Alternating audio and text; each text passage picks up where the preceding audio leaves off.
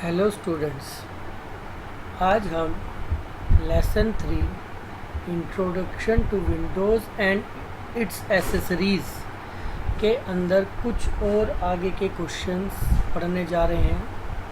Question number 21।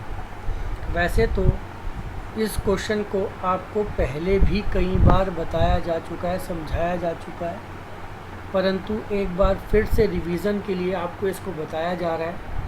इसे अच्छे से समझें क्योंकि यह इम्पॉर्टेंट भी है और पेपर में पूछा भी जाता है। क्वेश्चन है, right steps to restore the files oblique folders from recycle bin.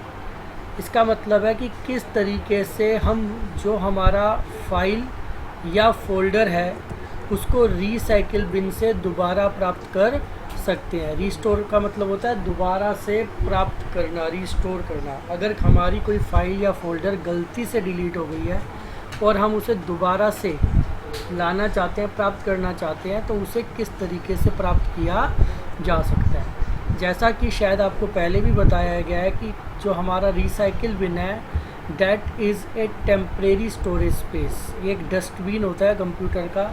It means जब भी हम अपनी कंप्यूटर में से किसी ऐसे फाइल या फोल्डर को जो हमारे लिए उपयोगी नहीं होता, अनवांटेड होता है, ज़रूरत नहीं होती जिसकी हम डिलीट करते हैं, तो उस स्थिति के अंदर वह फाइल या फोल्डर डिलीट होने के बाद कहाँ जाता है? रिसाइकिल बिन के अंदर चला जाता है। और रिसाइकिल बिन के अंदर जाने के बाद वो वहाँ पे स्टोर हो जाता है। वो टेम्परेरी स्टोरेज स्पेस है। कब तक? जब तक कि हम रिसाइकिल बिन को एम्प्टी नहीं करते।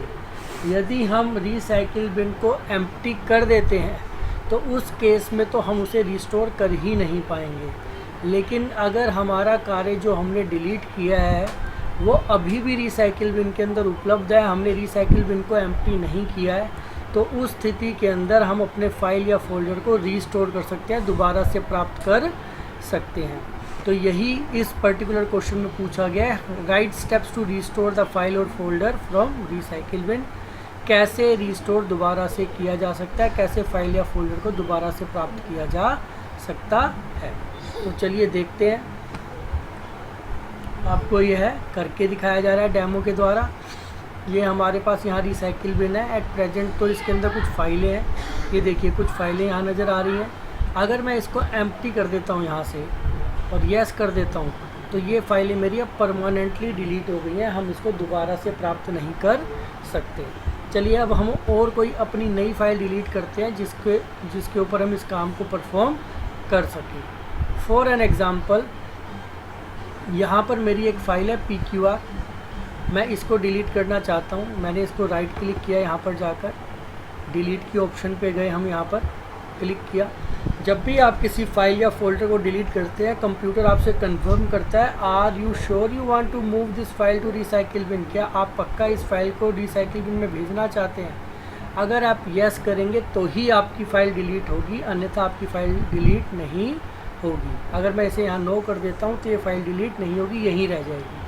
अगर मैं इसे यस कर देता हूँ तो उस स्थिति में देख सकते हैं फाइल यहाँ से ख़त्म हो गई है, गायब हो गई है, और ये कहाँ चली गई है? रिसाइकिल बिन के अंदर चली गई है। तो चेक करते हैं एक बार। ये देखिए रिसाइकिल बिन फिर से फुल हो गया है। डबल क्लिक करते हैं। जो फाइल अभी हमने PQR डिलीट की है वो यहाँ पर आ गई है। ये टेम्परेरी स्टोरेज स्पेस है, इसमें जब तक रहेगी जब तक एम्प्टी बटन को यूज़ नहीं किया जाता या फिर इसकी लिमिट ख़त्म नहीं हो जाती, जो कि आपकी हार्ड डिस्क की करीबन 10% होती है। अगर आपकी 500 GB की हार्ड डिस्क है तो करीबन 50 GB तक की जानकारी को रिसाइकिल बिन के अंदर स्टोर किया जा सकता है। चलिए और एक कर लेते हैं। ये मेरा ABC फोल्डर है, मैं इसको भी डिलीट कर लेता हूँ। फाइल और फोल्डर दोनों ही हो जाएंगे हमारे। मैंने इसको सेलेक्ट किया, डिलीट पे क्लिक किया, कंफर्मेशन के लिए पूछ रहा है, यस कर दिया। ये फोल्डर भी आप देख सकते हैं यहाँ से डिलीट हो गया। चेक कर लेते हैं, रिसाइकिल बिन के अंदर दोनों उपलब्ध हैं, ABC फोल्डर भी और PQR फाइल भी, दोनों ही चीज़ें उपलब्ध हैं। अब इनको रीस्टोर करना है, तो रीस्टोर के स्टेप्स जैसा कि हमें बताए गए हैं। Open recycle bin by double click on its icon. Recycle bin पे जाके उसके आइकन पे डबल क्लिक करके उसे खोल लें। तो हमने डबल क्लिक किया, हमारा रिसाइकिल बिन ओपन हो गया है। देन सेलेक्ट द फाइल्स और folders you want to restore. उस फाइल या उस फोल्डर या एक से अधिक फाइल्स हैं, तो जितनी भी फाइलों को आप रिस्टोर करना चाहते हैं, जितने भी फोल्डर्स को आप रिस्टोर करना चाहते हैं, उन्हें सेलेक्ट कर लें। फॉर एन एग्जांपल मान लीजिए मैं ABC फोल्डर को रिस्टोर करना चाहता हूँ, मैंने इसको यहाँ पर सेलेक्ट कर लिया। Then click with right mouse button at any file folder. अगर सिंगल है कोई आपका फाइल या फोल्डर तो आप उस पर जाके राइट क्लिक भी कर सकते हैं। मान लीजिए मैं इसी को सिर्फ करना चाहता हूँ, मैंने इस पर राइट क्लिक किया और इसके अंदर ऑप्शन आ रही है रीस्टोर, मैंने क्लिक कर दिया। तो आप देख सकते हैं कि अब रिसाइकिल बिन में से हमारा जो फोल्डर था ABC वो ख़त्म हो गया है। और चेक करते हैं कि क्या वो वहाँ वापसी आ गया जहाँ हमने डिलीट किया था। तो yes it is here, desktop पे से हमने इसको डिलीट किया था और ये यहाँ पर वापसी आ गया है। XYZ में से हमने PQR फाइल डिलीट की थी, वो अभी तक वापसी नहीं आई है क्योंकि अभी हमने उसको रिस्टोर किया ही नहीं है। अगर हम उसे भी रिस्टोर करना चाहते हैं तो हमें दोबारा से रिसाइकिल बिन को ओपन करना होगा, PQR फाइल को सेलेक्ट करना होगा, या तो राइट क्लिक करके रिस्टोर ऑप्शन, या चाहे तो सिंपली इसको सेलेक्ट करें, या मल्टीपल फाइल्स है तो मल्टीपल को सेलेक्ट करें और रिस्टोर दिस आइटम के बटन पे क्लिक कर दें। जैसे ही हम करते हैं तो हमारी जो फाइल है वो रिस्टोर हो जाएगी। हम चेक करते हैं XYZ फोल्डर में जाकर, तो PQR फाइल हमारी यहाँ पर दोबारा से आ गई। तो इस तरीके से अगर हमारी कोई भी फाइल या फोल्डर मिस्टेकनली डिलीट हो गए हैं, गलती से डिलीट हो गए हैं, तो हम उसे दोबारा से प्राप्त कर सकते हैं। चौथा स्टेप यही है, सेलेक्ट रिस्टोर ऑप्शन। उम्मीद करता हूँ कि आपको समझ आ गया हो। नहीं समझ में आया हो तो वीडियो को बार बार देखें और इसे समझने की कोशिश करें। फिर भी कोई परेशानी हो तो आप मुझसे कांटेक्ट भी कर सकते हैं। अगला question, what are accessories? Accessories क्या होती हैं? देखिए हम लोग अगर आप ध्यान दें तो इस समय विंडोज़ ऑपरेटिंग सिस्टम में काम कर रहे हैं। ये विंडोज़ 7 मेरा ऑपरेटिंग सिस्टम है जिसके अंदर हम इस समय काम कर रहे हैं। तो विंडोज़ के अंदर जब हम काम कर रहे हैं तो इसके साथ कुछ चीज़ें फ्री ऑफ कॉस्ट आती हैं। मैंने आपको पहले भी इसका यूज़ बताया। स्टार्ट बटन के ऊपर क्लिक करें, ऑल प्रोग्राम्स पे क्लिक करें। इसके अंदर आपकी एसेसरीज़ नाम का फोल्डर है, देखिए ये रहा। क्लिक करते हैं तो ये हमारे पास कुछ जानकारी खुल गई जिसके अंदर से कुछ चीज़ें हम ऑलरेडी पढ़ भी चुके हैं, जैसे कि नोटपैड हमने पढ़ा, पेंट हमने पढ़ा। इसी तरीके से अगर देखें तो वर्ड पैड भी हमने पढ़ा है और कैलकुलेटर अभी अभी हमने जस्ट स्टार्ट किया है। देखिए ये रहा वर्ड पैड। इसके अलावा कैलकुलेटर हमने अभी पढ़ना चालू किया है, वीडियो आप देख चुके होंगे इसकी। और भी बहुत सारे यहाँ पर आपके पास ऑप्शंस हैं। ये सभी विंडोज़ की एसेसरीज़ हैं जो कि जब हम विंडोज़ को अपने कंप्यूटर में डाउनलोड करते हैं या डालते हैं तो उसके साथ फ्री ऑफ कॉस्ट आती हैं। हम इनका प्रयोग अपने विभिन्न छोटे मोटे कार्यों को करने के लिए कर सकते हैं। तो इसी ही को विंडोज़ एसेसरीज़ या सिर्फ एसेसरीज़ कहा जाता है। तो देखिए यहाँ बताया गया, Windows operating system comes with a number of interesting application program like calculator, MS Paint, Notepad, WordPad etcetera are known as Windows accessories. तो ये जो मैंने अभी अभी आपको सॉफ्टवेयर दिखाए जो कि आपके कंप्यूटर की विंडोज़ जब आप डाउनलोड करते हैं कंप्यूटर के अंदर तो उसी के साथ आते हैं। तो इस प्रकार के सॉफ्टवेयर को विंडोज़ एसेसरीज़ या सिर्फ एसेसरीज़ कहा जाता है। ध्यान दीजिएगा, ये छोटे इंटरेस्टिंग प्रोग्राम लिखा हुआ है यहाँ पर, इंटरेस्टिंग एप्लीकेशन प्रोग्राम्स हैं। इसमें कुछ गेम्स भी हो सकती हैं जिनको हम अपने कार्यों को, छोटे मोटे कार्यों को करने के लिए प्रयोग करते हैं। इनको एसेसरीज़ के रूप में जाना जाता है। अगला क्वेश्चन है आपका डिफ़ाइन।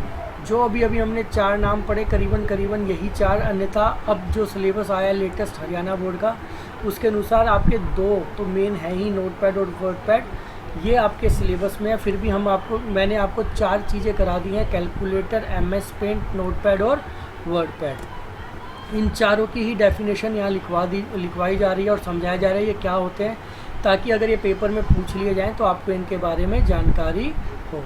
Number 1 calculator. जैसा कि आपने पिछली वीडियो में देखा होगा, आपको कैलकुलेटर के बारे में भेजी गई है। It is a very powerful tool. आप लोग इसका प्रयोग घर में भी करते होंगे। कैलकुलेटर अधिकतर हर घर में मिल ही जाता है। To do some quick calculation, हम इसकी सहायता से छोटी मोटी कैलकुलेशन को या थोड़ी मुश्किल कैलकुलेशंस को भी आसानी से कर सकते हैं। It is of 2 types. ये 2 प्रकार के होते हैं कैलकुलेटर। ख़ासतौर पर जब हम कंप्यूटर में प्रयोग करते हैं तो ये 2 प्रकार का होता है। One is known as standard view, this is for simple calculations, and second one is scientific view which is for complex और साइंटिफिक कैलकुलेशन।